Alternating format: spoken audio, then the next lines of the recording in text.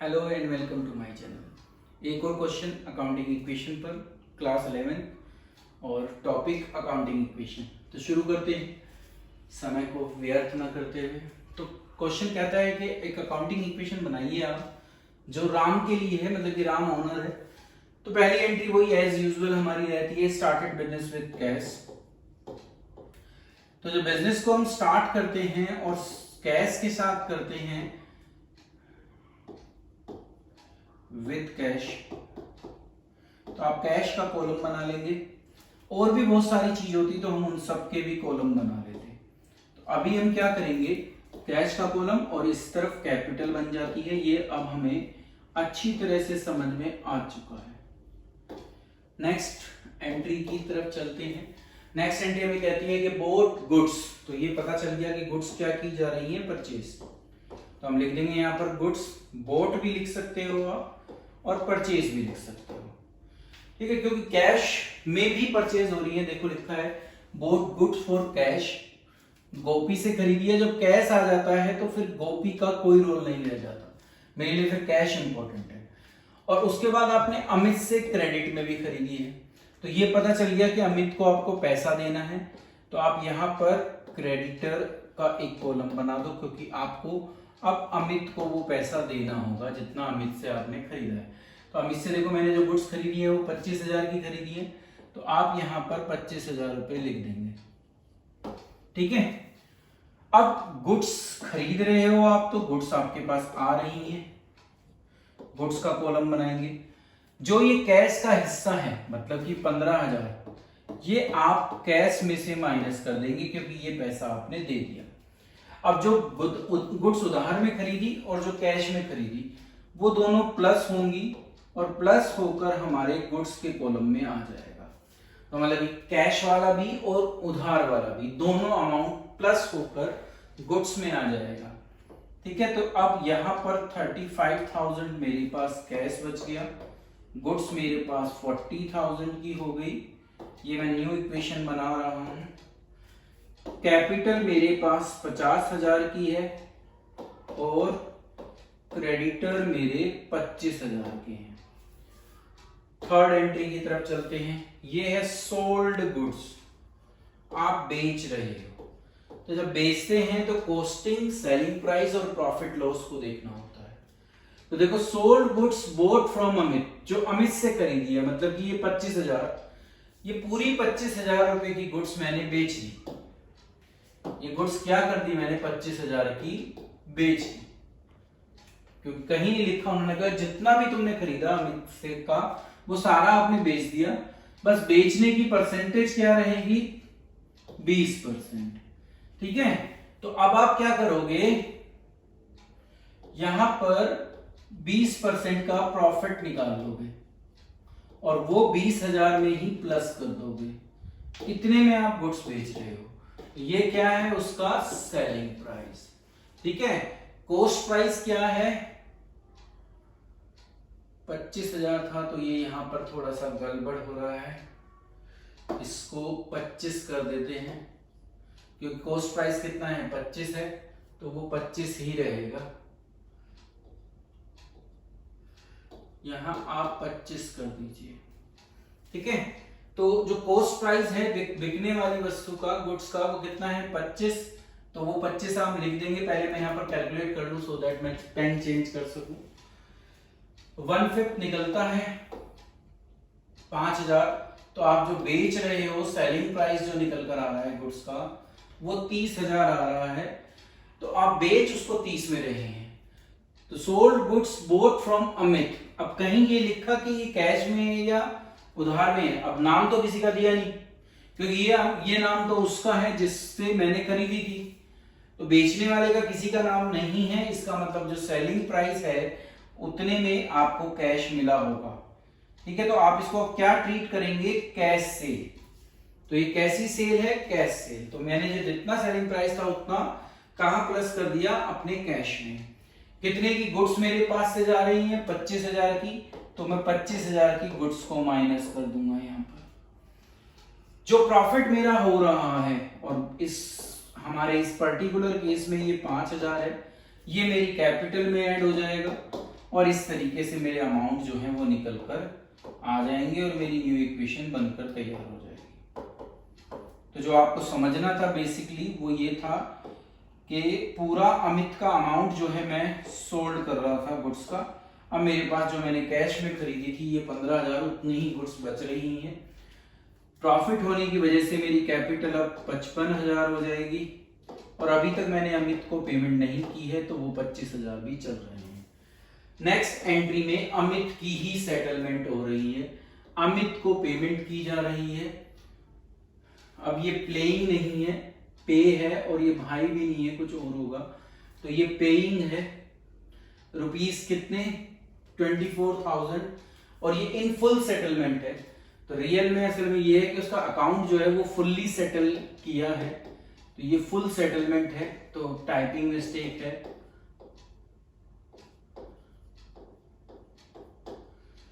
तो 24,500 में हम उसका पूरा अकाउंट सेटल कर रहे हैं, मतलब कि पूरे 25,000 रुपए खत्म कर रहे हैं। तो यहां तो नील आ जाएगा। पेमेंट आप जो करोगे वो 24,500 की करोगे। अब पेमेंट 24,500 की कर कर 25 की लायबिलिटी कम कर रहे हो, तो आपको प्रॉफिट हो रहा है कितने का, 500 रुपए का प्रॉफिट। कहां प्लस हो जाएगा, मेरी कैपिटल में।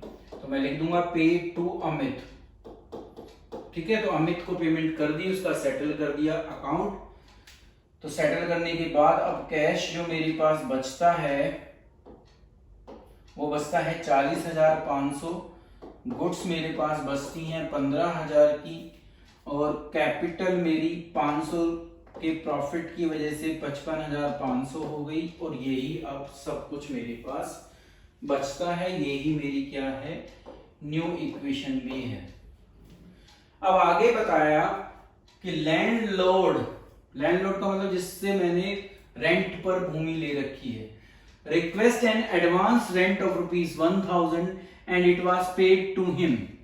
तो राम ने अपने लैंडलॉर्ड को, जो उसका वो घर यूज कर रहा था या ऑफिस यूज कर रहा था, उसने उसको 1,000 क्या कर दिया, पहले पेमेंट कर दी, क्योंकि उसको जरूरत थी। तो ये तो मुझे पता चल रहा है कि मैं पेमेंट कर रहा हूं। वो पेमेंट किस लिए की जा रही है, रेंट के लिए। तो क्या लिखोगे आप, प्रीपेड रेंट। तो पेमेंट वर्ड आ गया, ये मुझे पता चल गया कि मेरा कैश मेरे पास से जा रहा है। तो सबसे पहले हमें अपना कैश ही कम कर देना है। अब क्योंकि ये प्रीपेड है, दैट्स मीन्स अभी ये आपका एक्सपेंस नहीं बना, तो आपकी कैपिटल में नहीं आ सकता। तो कैपिटल फिक्स हो गई कि 55,500 पर ही रहेगी। आपको प्रीपेड, जैसे पिछले क्वेश्चन में लास्ट वीडियो में किया था, उसी तरीके से आप यहाँ क्या करेंगे, प्रीपेड रेंट का एक कॉलम बना देंगे और ये अमाउंट उसमें शो कर देंगे। जब सर्विस आपको मिल जाएगी तो ये जो एक फिक्टिटियस एसेट, जिसको एसेट नहीं कह सकते, हमने बनाई है, वो अपने आप ही क्या हो जाएगी, खत्म हो जाएगी।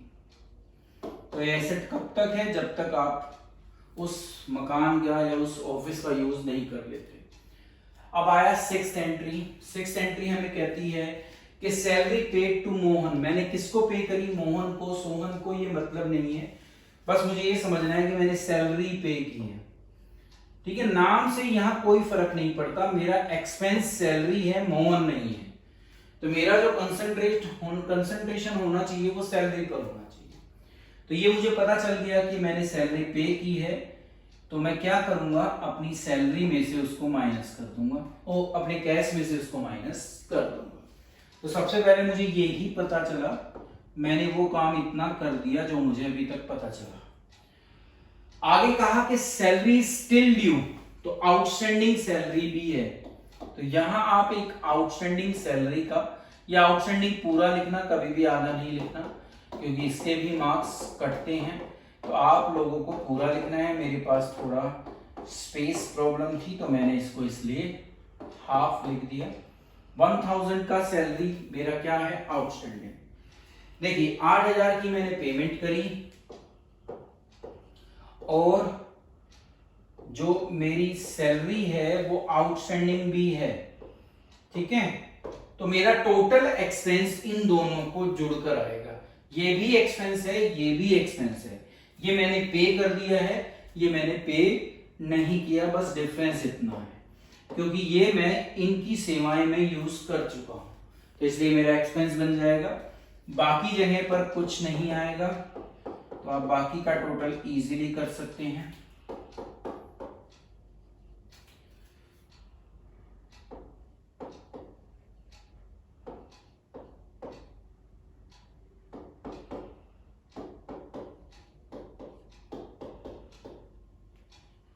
अब हम अगली एंट्री पर चलते हैं। Rent paid to landlord ₹5,000।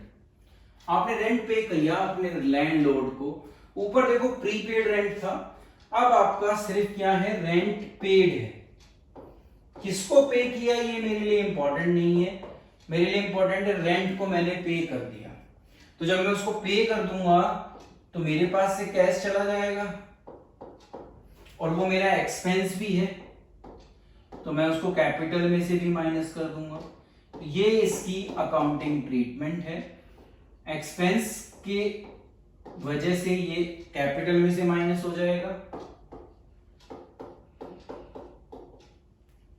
और कैश में से भी माइनस हो जाएगा।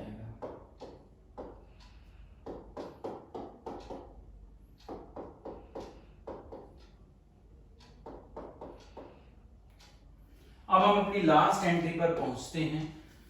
देखिए मैं टोटल नहीं कर पाऊंगा, सिर्फ एंट्री पास कर दूंगा, टोटल आप अपने आप निकाल सकते हैं।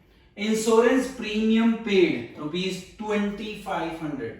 तो हमें ये पता चल गया कि मैं इंश्योरेंस प्रीमियम पे कर रहा हूं, तो ये मेरी एंट्री माइनस होगी, ये मुझे पता चला जितना मैंने अभी पढ़ा।